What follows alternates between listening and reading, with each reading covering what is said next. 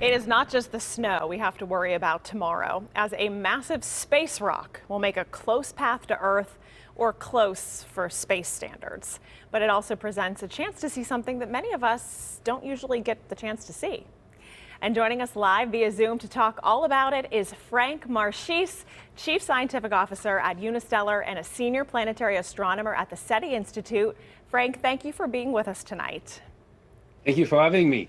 When we hear close path, that may strike some fear into some people. So I want to ask, how close will this space rock actually get to Earth?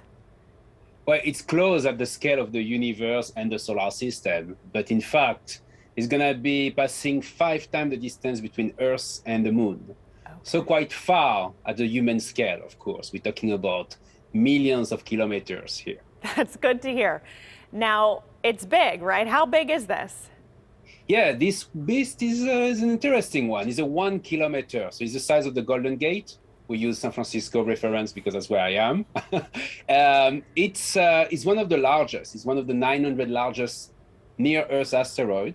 Wow. And it's interesting because it passed nearby Earth and crossed the orbit of our planet from time to time, every 5 to 6 years, roughly. Wow.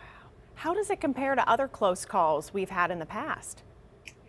We had asteroid passing by between us and the moon.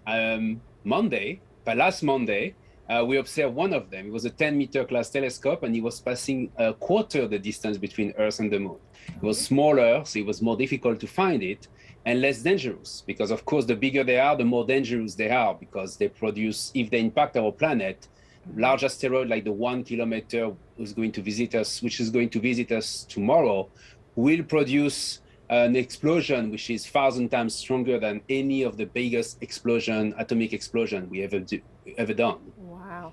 If people do want to check it out tomorrow, how can people see it? So you will need a telescope, unfortunately. This is one of the asteroids for which you will need a small telescope like the one we have here. This is a Unistellar EV scope, the Enhanced Vision telescope. You can use an app, or you can use on the service on the web to find the coordinates if you have your own telescope, and you will be able to see. And what you will see is a tiny dot passing by in the field of view with respect to the background star.